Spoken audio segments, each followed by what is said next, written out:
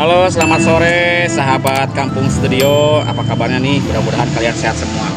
Yang melihat video saya barangkali lewat di beranda teman-teman semua, saya doakan teman-teman semua dilancarkan segala urusannya, dimudahkan juga segala aktivitas kegiatan sehari-harinya, utamanya untuk para pejuang rupiah.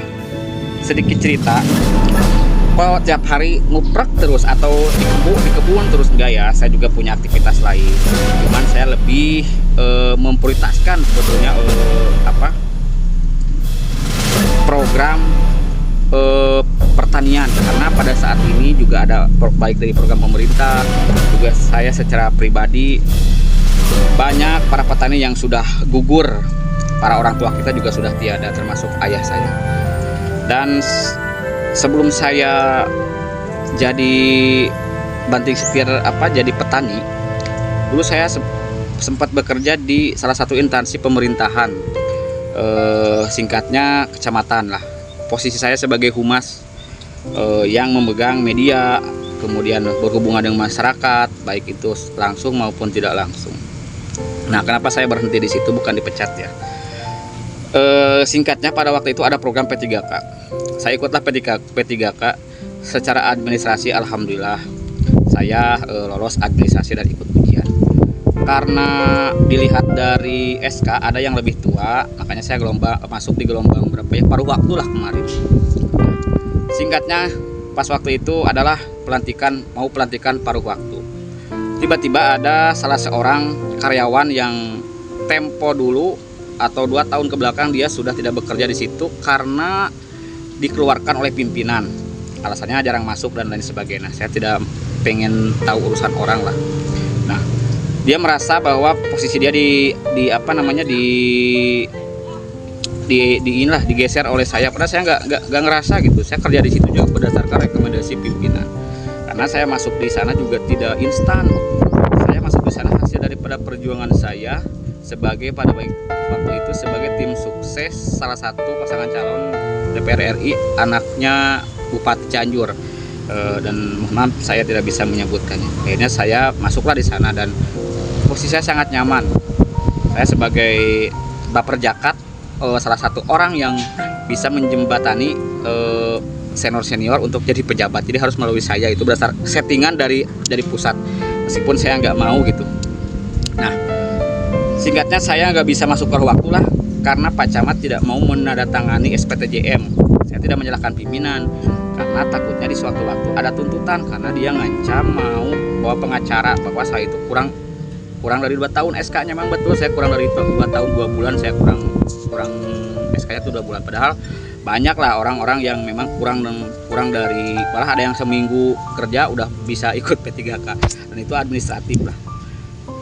Saya sempat kecewa besar lah karena almarhum orang tua saya, ayah saya kan sudah tidak ada, sangat mendambakan dan sangat mensupport sekali, sangat bangga sekali pada waktu itu saya bisa bekerja di pemerintahan.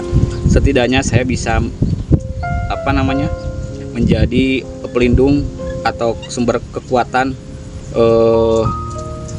keluarga saya. Apabila ada masalah, ada apa, orang-orang juga beda lah gitu kesannya. Meskipun saya tidak ingin seperti itu dan saya tidak seperti itu juga.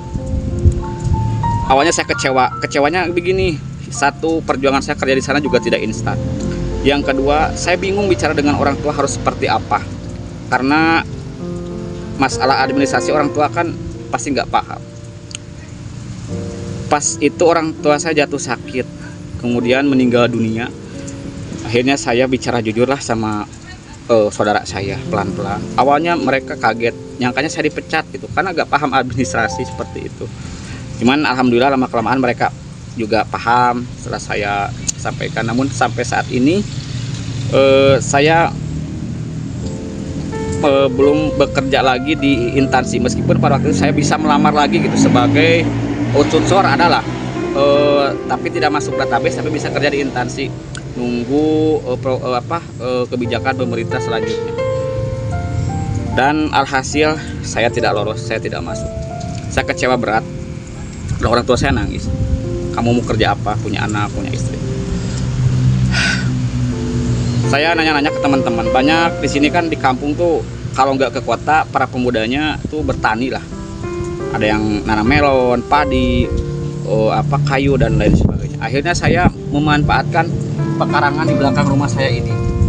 Lebarnya kurang lebih 400 meter. Akhirnya saya tanam buah-buahan. Pas waktu itu saya udah berapa kali ini tanam buah-buahan. Cuman yang saya tanam dengan tangan saya sendiri itu baru pertama ini. Kemarin-kemarin kan saya nyuruh orang.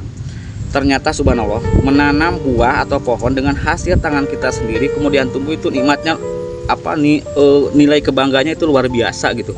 Sangat luar biasa. Ibaratnya kita punya keluarga baru, punya saudara baru, dan saya nyaman di sini meskipun sendirian gitu. Dan target saya berkebun di sini selain finansial juga saya ingin memprioritaskan kebutuhan masyarakat. Di sini kan melon, hirbis kan ini biasanya di sini kan impor ngambil dari kota-kota luar lah. Nah, mudah-mudahan dengan saya berinisiatif menanam buah-buahan ini, mudah-mudahan yang lainnya nanti bisa ikut gitu dan kita bisa masuk ke pasar-pasar luar kota lah. Itu cerita singkat dari saya. Mudah-mudahan teman-teman yang mendengar cerita saya bisa memahami, kemudian bisa saling mendoakan, dan saya juga berharap pada teman-teman yang saat ini sedang berjuang mencari pekerjaan, stop. Berarti kita sudah tidak ada kembalikan saja kepada Tuhan yang Maha Kuasa, kepada Allah Subhanahu wa taala. Mari kita manfaatkan potensi yang ada di kampung halaman kita. Salam lestari, salam penghijauan, salam buah-buahan, salam dari orang Sunda, Jawa Barat, Kabupaten Cianjur, Kecamatan Cidaun. Wassalamualaikum warahmatullahi wabarakatuh.